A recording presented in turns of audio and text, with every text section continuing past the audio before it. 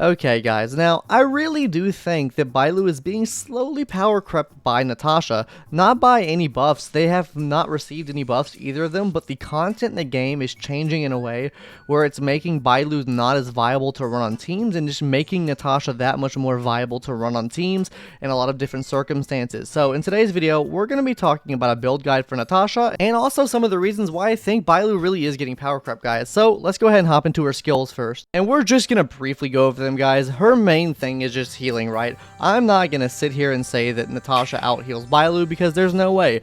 Bailu has a tremendous amount of healing and Natasha just cannot compare to that. Her ult heals the whole team, same as Bailu's, and Natasha has nowhere near as good healing as that in her kit. Hell, Bailu even has a revive, so if you die you come back to life. But the reason I really think that Natasha is power creeping Bailu, or Bailu just being power crept in general, is because she really doesn't have much versatility outside of healing, guys. Natasha does one really big thing, guys, that everyone at the beginning of the game really underestimated, and that is removing a debuff from a target ally. Having a cleanse in your team right now in this memory chaos is really important, especially when you get up to the higher stages, like when you face the deer, and the deer is making your whole team basically act on their own, and also when you face the robots and you get 500% defense down. This right here, this is the only thing that can stop that, because it doesn't matter how much healing you have. If you're 100% defense down and the enemy hits you, you are one shot and dead regardless. Not to mention, if Bailu is CC'd, which she does get CC'd pretty often, guys, let's be honest here, she will not be proccing that revive off. Also, the problem with Bailu is she's a bit squishy as well, but that can be said for both of them. The main thing here is that she removes a debuff from an ally, guys, and that's the biggest thing here. We're not going to spend too much more time on the skills now. Let's go ahead and talk about the light cones you want to be running on your Natasha, guys. Me personally, guys, I have an S4 post-op, and I'm running that. I think post-op is probably her second best in slot, only coming second to the 5-star light cone, which we'll talk about after this. But I genuinely think that post-op is a really good light cone for her. It increases her energy regeneration rate. It's also going to be increasing her outgoing healing whenever she uses her ultimate, guys. This is just so huge for her because your main burst of healing is going to be coming from the ultimate anyways. You're really just going to be using this skill to remove debuffs on your allies, and also that energy regeneration rate just comes so much in clutch as well. That means you can get her ultimate back up that much quicker, and that means you're able to heal your team a lot faster as well, guys. If you want to talk about her best 5-star light cone, it's actually going to be Bailu's 5-star light cone, guys. Time waits for no one. What this does, guys, is going to be increasing Natasha's max HP and outgoing healing, guys. Also, is going to record the amount of outgoing healing that they have, and when an ally launches an attack, it'll basically be dealing additional damage to an enemy. So this does have additional damage output as well, guys. This is just really, really strong, guys, because it's basically doing everything that the other one was doing, except for the energy regeneration rate, but it's just giving you bigger heals all around for your Natasha. Talking about some other good ones you could run, guys, this is the one that's in the current banner, Shared Feelings. This can also work because it does increase the outgoing healing by 10%, and then also whenever a skill is used, they're going to be regenerating 2 energy for all allies. Now, this does make Natasha really skill point heavy, but it is going to be regenerating energy for the whole team. This can also be amplified if you have energy regeneration rate on any of your allies. That means they'll get more HP from actually using this, guys. So this is also a really good option. Keeping it a buck with you guys, quid pro quo is it's really not that good, if I'm gonna be honest. It's really not that good. Quid pro it's down bad. Honestly, guys, for a free-to-play light cone, I would just recommend using cornucopia. What this is gonna be doing, guys, is increasing the outgoing healing. This is just gonna be a flat thing for her. That's the area that Natasha struggles in, is healing a very high amount, and this right here will really come in clutch as far as her healing goes. You can get this to S5 pretty easily, which is gonna increase that outgoing healing to 24%. So I do feel like this one right here would be pretty good if you're looking for a free-to-play option for your Natasha, guys. So putting into order now, guys, I would say Time Waits for No One, post-op, Shared Feelings, and then cornucopia, the 3-star light cone. Let's go ahead and talk about our traces now, guys. As far as what you want to be leveling up, I would just recommend leveling up her ultimate first, because this is the thing you're going to be getting up the quickest, and this is going to be healing all of your allies.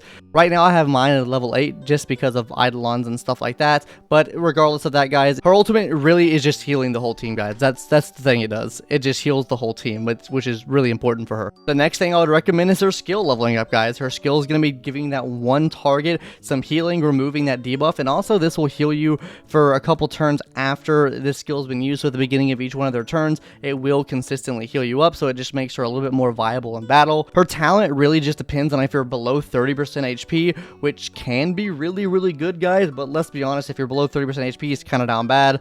And then, you know, her basic attack. The only way I would recommend leveling up the basic attack, guys, is if you have her E6, but we'll get to that when we talk about the Eidelons in a little bit. So as far as order goes, I would say ultimate, skill, and then talent, guys. Talking about some of the bonus effects now, her first one is going to be healer. Natasha's outgoing healing is increased by 10%. Really strong, really good. Recommend getting this first. It's just going to give her all around more healing, guys. Her second bonus ability, Soothe. This is going to be the best one in the kit, guys. This is the reason why we're even making this video, talking about a build guide for her again. This is going to be removing one debuff from a target ally whenever you use your skill.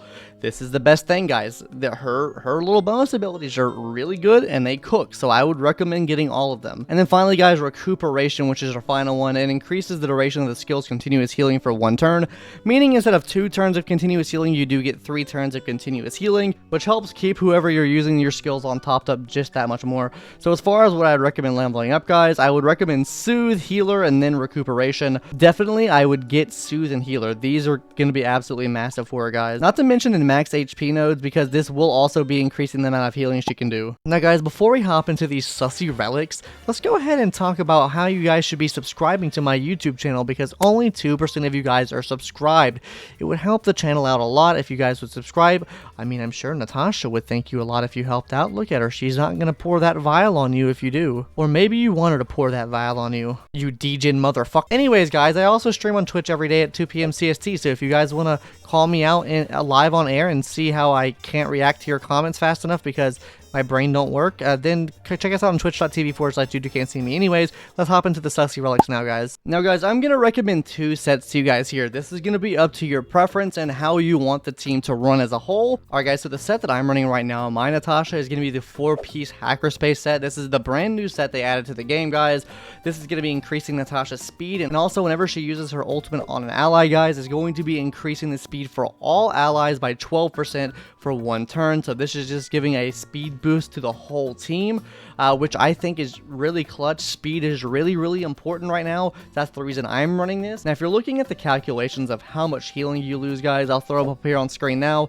You do lose about 100 healing from the ultimate and the skill from using this set. It's not really too big of a variance, so you are losing about 100 healing on this, guys. Now, guys, alternatively, you could run 2-piece of the hackerspace and 2-piece of the wandering cloud, just because you're going to be getting that extra 10% outgoing healing, and then also increases Natasha's speed by 6% still, which means she's able to get back up and running and do more attacks and gain more energy that much quicker to pop her ult off quicker. The reason I'm not running a 4-piece pass reply anymore, guys, is because honestly the 4-piece set just really doesn't do much for you past the first turn. It gives you 1 skill point when you enter battle. That's it. That's literally it. So I just can't see running that, guys. As far as the planner set goes, guys, you could run a 2-piece Fleet of the Ageless, but I did notice there is not much of a difference in the amount of healing you do between Fleet of the Ageless and also the new Broken Keel set. I would recommend the Broken Keel set because it does increase the effect resistance, which means she won't get debuffed as often, which means you can heal her up better and you can heal a team up more often. This just increases her survivability a bit more than the HP does, and that 12% max HP that you lose really doesn't affect the healing that much. It's about 100 off, but we'll talk more about like actual calculations at the end of our relic section here. So I would recommend either running a 2-piece Fleet of the Ageless, which gives you the HP and also increase attack for the whole team at 120 speed, or Broken Keel if you can get that effect resistance over 30%. That means you need to be building 20% effect resistance into your kit, guys, because the 2-piece set already gives you 10%. So this is going to be really massive if you want to run this. This is the only way I'd recommend running this, because that crit damage that you're giving to all allies is ultimately going to be bigger than the attack buff that you're giving them, guys. It's a 10% crit damage buff. Come on. So talking about some of the main stats you want to be running on these pieces, guys, on the boots, you want to be running speed. You want to be going as fast as possible. That's just just how it is. I mean, that's just the best things to run, guys, is speed. You want them to be speedy and as fast as possible to just do as much healing as they can. On the chest plate, guys, you want to be either going for outgoing healing boost or HP. Outgoing healing boost is going to make a lot bigger of a difference if you're running this versus an HP one, because HP doesn't scale all too well on Natasha just because her HP scalings are kind of low on her abilities, but outgoing healing boost will amplify that a lot more, so I would recommend outgoing healing boost. If you can't get that, then run HP instead on the chest. On your sphere, guys, I would recommend running an HP percentage sphere.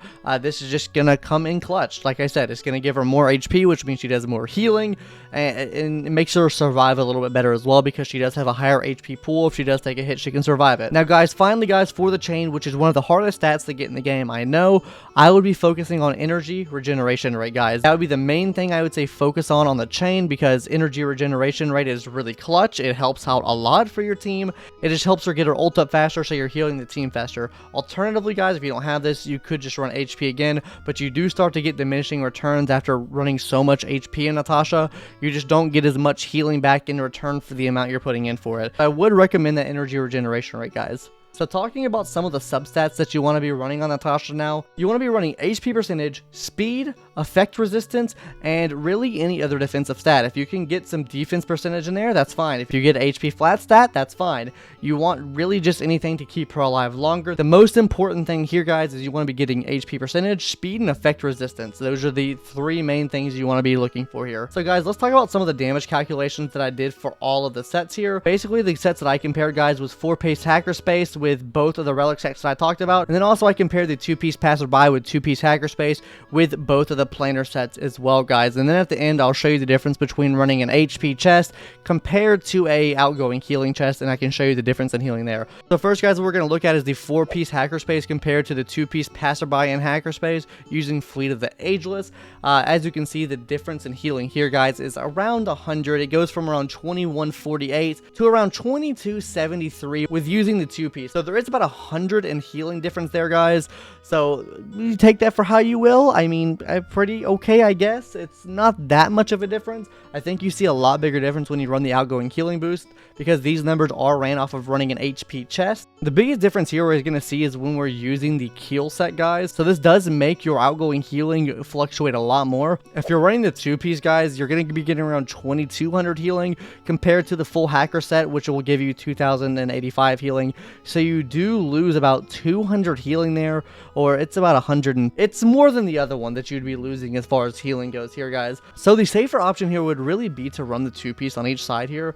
Like I said, though, I do want that extra speed for the team, so I am running a more dangerous option. Alright, guys, now I'll be showing you the difference between the full hacker set with the keel ornament versus the full hacker set with keel ornament with outgoing healing as a main stat on the chest plate instead of HP. As you can see, there is over a 200 gap with using outgoing healing as your main stat. That's also going to be applying to your other set as well, guys. So you will be getting extra 200 healing there from that. So it'll bump up from 22 to 24. So you are getting a lot more healing running that outgoing healing boost. That's why I do recommend running that outgoing healing boost, just because it does give you a lot more. Alright, guys, time to talk about my cracked out Natasha here. This is the most down-to-earth build you could possibly have. The most free-to-play Natasha you could ever have. E5 Natasha. I'm not going to sit here and say it doesn't help me out, because this helps me out a ton, guys. So let's just go ahead and talk about it, guys. E1 is it's okay. It's if you get below 30% HP on Natasha, she'll automatically heal herself up. It's pretty nice if you get low HP. This does give her more survivability, guys. Talking about E2 now, whenever she uses her ultimate, she grants continuous healing to one ally whose HP was 30% or lower. This means if your whole team is in the red, you use her ultimate, whoever's HP was the lowest, you'll be basically giving them continuous healing every single turn. This kind of acts like Invigorate, except you don't have to be hit for it to activate it. It just activates at the beginning of every single turn, which is really nice. E4, guys, is after being attacked, she regenerates 5 extra energy. This will also be playing into her energy recharge, guys, so this will give you more energy. And then finally, guys, E6. I don't have E6, unfortunately, but this helps her DPS a little bit more. Is going to be increasing her basic attack damage based off of her max HP, well, 40% of her max HP. So this is just pretty nice for dealing more damage to enemies. E6 is just really strong, guys, though I will say her strongest ones are probably E4 and E2, guys. These are just really, really strong. One grants continuous healing and the other one grants you extra energy, which means you can ult more. Guys, instead of doing a full character showcase for Natasha, because I don't really think that matters too much, we're going to show how her ability works. As you can see, Clara has been dominated by Dom Mommy Kafka, correct? Now, let's watch when we use our skill here. Whoa, she's not dominated anymore. Wow, that's so cool. That's the thing right there. Now she won't attack the rest of my team. Isn't that just so cool, guys? And that's the basic premise of it, guys. Let's see how much healing she can do from her ult. Probably not much, because my Natasha's level 60. So, let's see how much healing she does. Yo, all I know is Clara popping off. Oh, look at this. Yay, 1200 healing there, and you're still attacking Clara? Don't know why, but whatever. I'll take it. Not really worried about it too much. Oh, but now we can welt, and yeah, that's really it for the showcase, guys. I just want to, yeah, 12,000 damage. Let's go welt. So yeah, there's your build guide for Natasha. Look how cute she looks. She even has a teddy bear on her back. Anyways, talking about some of the reasons why I really think that Bailu's getting power crept with each and every update is because of the enemies they're releasing, guys. With each and every new MOC release that we've gotten, and we'll be getting another one in a couple days from now, and we'll see how the MOC changes from there. But up until this point so far, in each iteration, the two that we've had so far for MOC, they have added more and more debuffs to it that actually screw your team over, and I think that's going to be even more prevalent now with the new release of the new MOC, especially the Maiden that takes away your max HP. I think that Natasha could come in clutch for a lot of teams against stuff like that, and Bailu is not going to be able to heal you up. And let me tell you guys, the amount of healing that Bailu is going to do is not going to matter at all when your max HP is reduced, especially if her max HP is reduced. That means she is not doing nearly as much healing. You can't heal them back up to max HP because their max HP is cut in half, and on top of that, you can't cleanse it either because she doesn't have a cleanse. So I do think with each iteration of MOC and all the new enemies they're adding to the game, it just makes Bailu less and less favorable to use in scenarios and situations, and I think it just makes Natasha that much better in each of those situations, considering she is the only free-to-play healer in the game, and she has a cleanse, which is super strong. And some of you guys in the comments in prior videos when I made my first build guide Natasha were like, dude, her cleanse is not going to do anything. Cleanse does not matter. MiHoYo would never add debuffs in that screw you over that bad. And now look where we're at. We're having DOT to kill you in one shot. We already had the Kafka control, but now we have max HP being reduced, and there's no telling what else they're going to add to the game on top of that. So overall, yeah, Natasha is on the come up. She is power creeping Bailu, as I said. And yeah, really is my final thought. I think in the next version of MOC that comes out in a couple days, I could be completely wrong. This video is recorded before it comes out, but it'll come out after it comes out, so you guys can tell me if I'm wrong in the comments below after it.